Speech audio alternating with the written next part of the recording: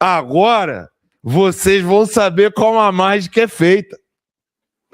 Com vocês, garotinho, Mr. M da política. A pessoa fica em casa, mas o que é o sistema? Então eu vou explicar para você que está nos assistindo aí, como é que é o sistema. O sistema vai pausando aí depois. Algumas partes, eu vou falar só a parte de cima, que é a mais importante. Só a parte de cima. A cabeça do sistema são os bilionários do Brasil, liderados pelo sistema financeiro.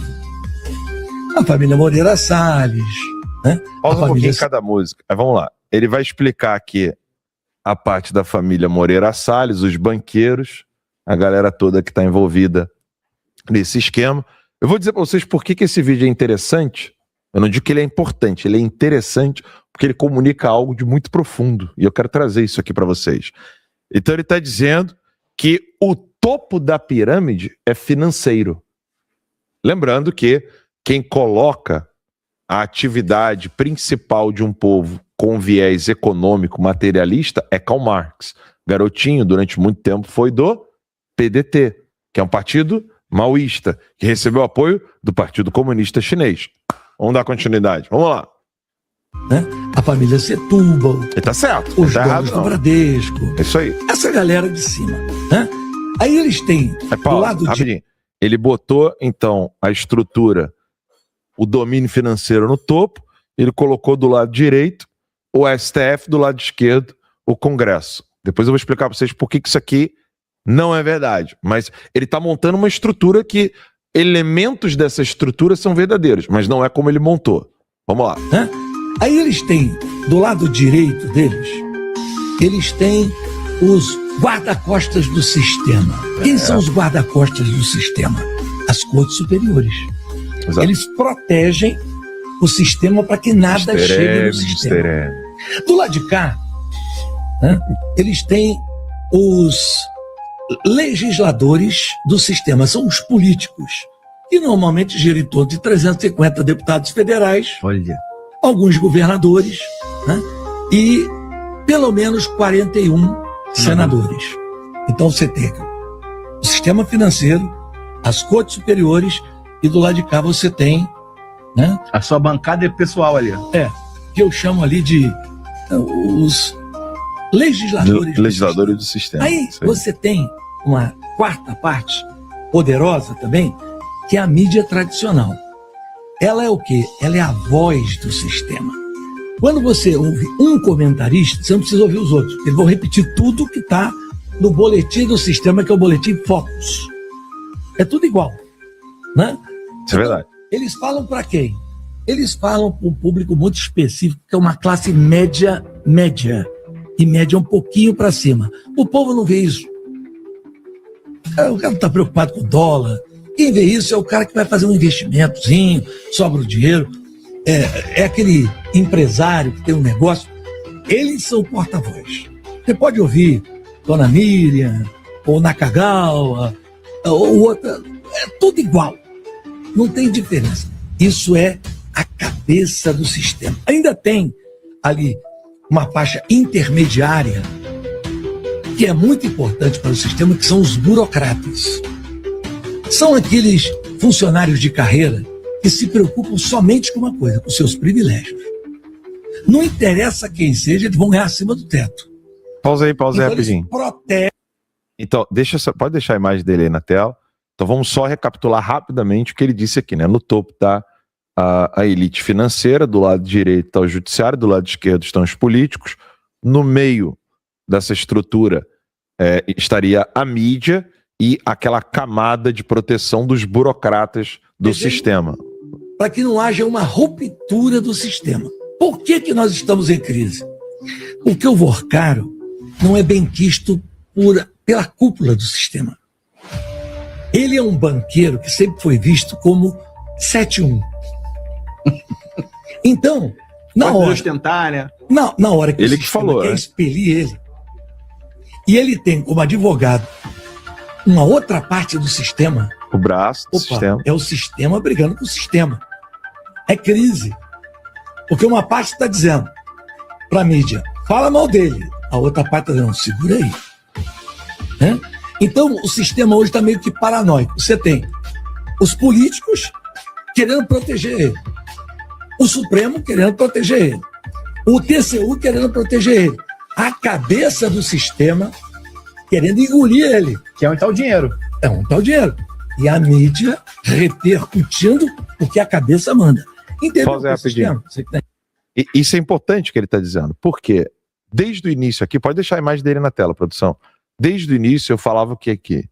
Assim, alguém está atrás do Banco Master. Ninguém chegaria no Banco Master caso não tivesse algum interesse por trás. E aí, a frase que eu mais amo, né, que é cui bono, a quem beneficia. E aí ele falou algo verdadeiro. Ou seja, ele disse, você tem o sistema financeiro, que ele falou ali, a família Setúbal, entra ali o BTG Pactual, que ele não quis mencionar, né? Então você tem o Itaú, Bradesco, BTG Pactual, são todos os... o pessoal já sabe quem é, Moreira Salles. Eles, então, não gostaram da presença do Vorcaro. Ele disse ali que o Vorcaro já era conhecido como 71. O Vorcaro se planejou para se proteger via Congresso, via STF, via mídia. Não deu certo. E aí, alguém foi para cima do Banco Master. Aqui eu não quero nem tocar nessa parte do Banco Master, porque a gente já falou tanto, que hoje aqui acho que nem precisa. A pergunta que eu falo é, coloquem para mim aqui o nome do político que falou contra todos esses players, não fez conluio com o STF, não fez conluio com os banqueiros, não fez conluio com o braço do sistema que está no legislativo, não fez conluio com o braço burocrático e não fez conluio com a mídia. Coloquem o nome desse político, que eu vou dizer para vocês o porquê que está acontecendo isso com ele. Coloquem o nome aí. O nome está todo mundo acertando aqui. O nome é Jair Messias Bolsonaro. Ele é o mais antissistema que nós temos. Você tem que entender. Às vezes a gente não, pode dar play. Pensa, mas a gente não pensa. A maioria das pessoas, o que você pensa, você repete o que você ouve. Né? Pouca gente tem capacidade de pegar uma matéria e dizer, pô, isso aqui... As entrelinhas, né? Não, isso aqui, né? Pausa aí rapidinho. Aqui com uma exceção, né? Nosso público é diferente. E aí quando eu falo pra vocês, ele tá falando a verdade, tá? Poucas pessoas sabem entender essas entrelinhas. Vocês fazem parte de uma camada totalmente diferente da sociedade.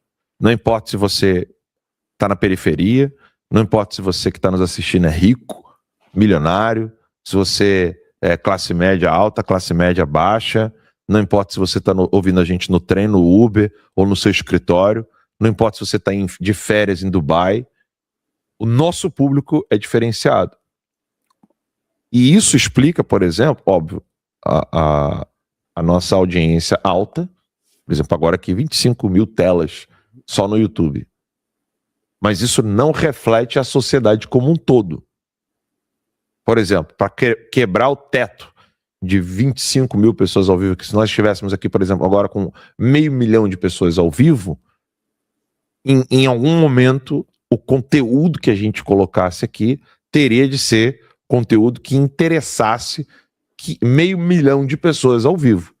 Normalmente é um evento religioso ou um evento de entretenimento. Com política a gente não chega nisso, a não ser que seja algum assunto de altíssima relevância na política. Aqui é um programa diário, todos os dias nós estamos aqui.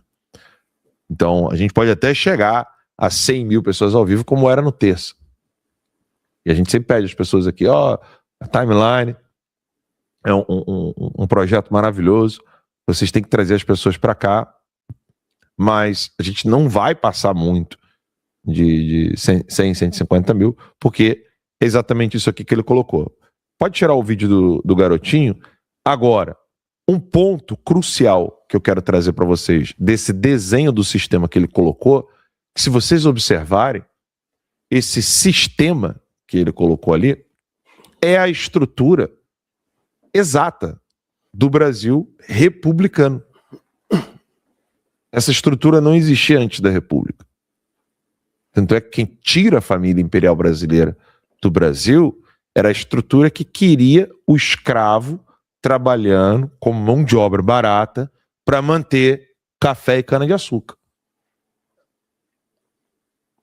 Era essa estrutura que não queria a libertação dos escravos. E a princesa Isabel incomodou. Qual é a grande diferença do início da República que nós tivemos para a situação de hoje?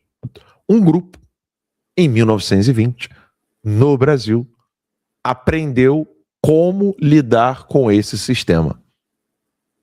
Esse grupo começou em 1920 no Brasil, 21, salvo engano. Década de 20, bem início. Só posso estar equivocado aqui entre 20 e 21, não mais que isso. Esse grupo tentou, com uma estratégia X, entrar nesse sistema, dominá-lo por dentro e subjugar esse próprio sistema para que ele possa servir a esse grupo, que era o grupo do Partido Comunista.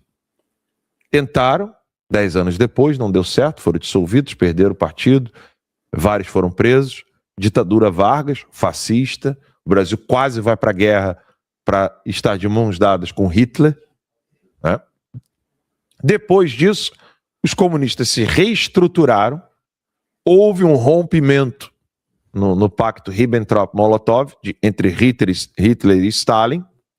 O movimento comunista fica do lado do Stalin, obviamente, e passa a chamar todos os seus opositores de nazistas. Isso foi o que aconteceu. Antes disso, ninguém era chamado de fascista, ninguém era chamado de nazista. Antes do rompimento do pacto Ribbentrop-Molotov, isso não existia na boca dos comunistas. Não existia. Tá? Até o tal do movimento antifascista surge depois. É um rompimento de aliança entre Hitler e Stalin. No Brasil, a obediência ao Stalin, ela vai permanecer até a década de 50. Por quê? Você tem o fim do monopólio do Stalin, o crescimento do maoísmo, né, com o Partido Comunista Chinês, e a galera fica meio dividida. E aí? Ficaremos independentes ou ficaremos subservientes ao Stalin? O pessoal viu o êxito, os comunistas, né? Viram o êxito do Partido Comunista Chinês e falaram: opa, dá para fazer revolução sem pedir a benção para o Stalin. Vamos fazer assim então. E aí o que eles fizeram? Isso está no livro O Retrato, de Oswaldo Peralva. Tá? Coloque aqui nos comentários se você nunca ouviu falar nesse livro. A maioria com certeza sim. Mas se você nunca ouviu falar nesse livro, escreva aí: Alan, nunca ouvi falar nesse livro. Só escreve nunca, e eu vou falar aqui para vocês em detalhes depois. E aí, após a década de 50, os comunistas no Brasil, no mundo inteiro, começaram a se reestruturar em grupos isolados, onde eles faziam blocos de poder. Exemplo, década de 60. Qual grupo esquerdista faz a manifestação estudantil na França? Não era o grupo stalinista, não era o grupo subserviente à União Soviética. Tanto é que os membros que participaram daquela manifestação posteriormente foram parar no Partido Verde na Europa. Era uma outra era uma reformulação do socialismo, e aí é nesse momento que você tem o bloco financeiro, que o Garotinho está colocando a nível nacional, só que a nível global. A esses nós chamamos de globalistas. E você tem um outro bloco que o Garotinho não falou. Não vai falar, e quem fala morre. Quem fala é perseguido. Quem fala vai preso. Que é o bloco sino-soviético, Rússia e China. Toda vez que você ouvir alguém falando: o bloco financeiro manda em tudo, blá, blá, blá, blá, blá, blá, blá, blá, blá, você tem que perguntar: peraí, você está tirando da equação Rússia e China? Você está tirando da equação o serviço de inteligência soviético? O professor Olavo sempre alertou dos 3 blocos de dominação. Sim. Exatamente. E aí, o que você percebe nessa fala do Garotinho, ela é palatável, ela é parcialmente verídica, esclarece muita coisa, como a gente vem falando há muito tempo. para um povo simples. Garotinho Red Pill. Garotinho Red Pill. Só que ele omite o ponto mais crucial de todos, que é qual? Quem incentivou os grupos terroristas na década de 60? Perfeito. Rússia. Quem incentivou os grupos paramilitares, que é a mesma coisa, terrorismo de qualquer maneira, em todo o mundo, inclusive na América Latina, inclusive no Brasil? Rússia e China, e os comunistas, no caso PT e todos os socialistas brasileiros. Então você não tem como tirar dessa equação o papel soviético, porque, é como eu disse, qual é a diferença da estrutura inicial republicana brasileira, que é a República do Café com Leite, para a estrutura de agora? A estrutura de agora, ela tem uma interferência. Qual é a interferência? Você tinha o café com leite brigando ali? É que é o centrão brigando entre si. Você tem ali o Temer querendo a parte dele, o Alcolumbre querendo a parte dele, o fulano querendo a parte dele. O que mudou? Mudou que agora não é mais café com leite. Agora é café com leite já feito, já misturado, com narcotráfico, terrorismo. E aí, quem do grupo Café com Leite não quiser seguir o rumo do PT, avião cai, a cara aparece arrebentada, a pessoa morre do nada, assim, acontece alguma coisa, ela falou, fulano morreu do coração, infarto, vai viajar, morre, e aí, ou então é sequestrado, porque esse ponto o Garotinho não falou. Quem sequestrou a Billy Diniz? Quem sequestrou o pai do Odebrecht? Pai do Marcelo Odebrecht? Quem sequestrou fulano? Beltrano? Quando você começa a colocar a lista de sequestros, e todos eles posteriores a 2002, porque em 2013 o Lula vira presidente, até 2002 tinha ninguém sequestrado. O Garotinho fez uma explicação mais do que válida ali. Sim. Né? Sim. Orienta tudo. Qual é o terceiro bloco de dominação mundial, Alan? Califado muçulmano. Califado muçulmano. Para quem o Vorcaro estava querendo vender no último momento, quando foi preso, estava viajando Dubai. para Dubai. Por que Dubai vai querer comprar um banco quebrado com títulos podres? O que pode ser vantajoso nisso, hein, Max? Ter dominação política aqui. Com certeza. Só ter dominação política. Então os blocos de dominação estão todos aí. O vídeo do Garotinho é muito esclarecedor e é bom para colocar, como nós estamos colocando aqui há muito tempo. Nós primeiros falamos, essa questão do Banco Master é porrada de gangue, é guerra entre facções criminosas de alta periculosidade, não é Comando Vermelho, nem PCC não. É STF com o executivo Lula para proteger o sistema. A gente está falando isso há muito tempo. A Alan começou falando, quem é que foi contra tudo isso? Jair Bolsonaro. O sistema se virou e conseguiu engolir da pior forma possível. Teve que mostrar a cara. Antes era tudo ilusão. Antes era tudo a imprensa formatando a opinião de todos. A imprensa independente, como a que tem aqui, que vai te trazer a verdade dos fatos, os detalhes, isso eles querem acabar. Povo na rua manifestando, eles querem acabar. Um bolsonarismo que não tem corrupção, que quer o melhor para o povo, prosperidade, defesa da família, ética cristã, com segurança, eles querem acabar. Botaram o presidente Bolsonaro preso, calado, torturado, sem um único crime. Então a sistemática, como foi colocado pelo Garotinho, está correta. Faltou uma boa parte, como o Alan explicou, como nós estamos querendo colocar aqui.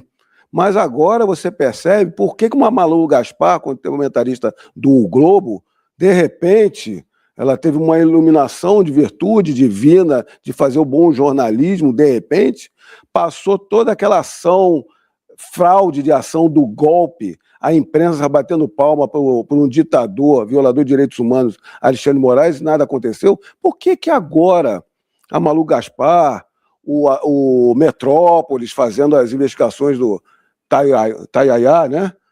Mostrando tudo quanto é ilicitude Não é comportamento indevido de um conflito de possível de interesse, não. Crimes de ministro do STF, porque o sistema entrou em colapso ali, brigaram. O banqueiro ostentação, Vorcaro, ele entendeu o sistema, sabe o sistema, eu estou com tudo podre aqui, mas se eu tiver o judiciário ali, junto comigo, eles solucionam, se eu der alguma coisa para eles. Um contrato de 129 milhões para a mulher de um ministro, o JBS vai lá e compra o resort do ministro do Supremo e ele continua dono de fato, não de direito, ganha não sei quantos milhões e continua ali. Então, esse pessoal se cercou. Aí o Vorcaro se cercou de quê? De ministro do STF em ilicitude, e ainda um Lewandowski, ministro da Justiça, um Michel Temer juntos, vários políticos do centro que pressionaram o TCU para salvá-lo, e aí por trás tem o grande sistema que banca tudo isso, que é o sistema financeiro, que não queria apenas fazer licitudes, não, queria quebrar o Vorcaro e comprar baratinho. Acionou a sua imprensa para bater nos ministros do STF, finalmente, porque o ministro do STF se tornou ditador. Para ir para cima do Bolsonaro ilicitamente, valia.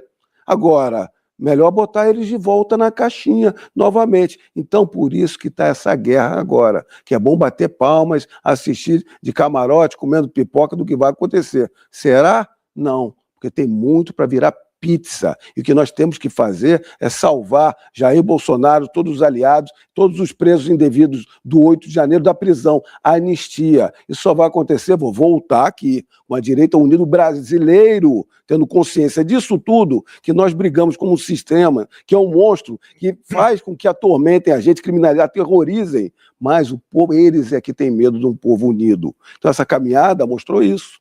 Nós não podemos desistir. É aqui, é no Brasil. Eu falo aqui, eu me penso no Brasil.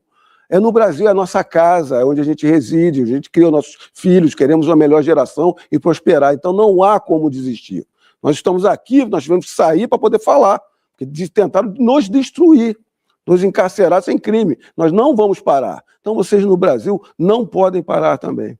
Olha, agora a gente tem um reloginho aqui, né? Vocês agora têm um reloginho. Muita gente falou assim, pô, isso aí vale um corte, vale um corte.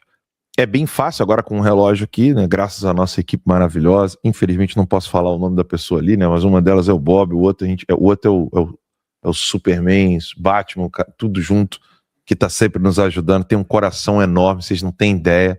São pessoas assim que a gente quer por perto para sempre. Então tá aqui, agora vocês têm um relógio aqui do lado. Vocês sabem que horas a gente falou. Vocês podem fazer o corte e mandar bronca.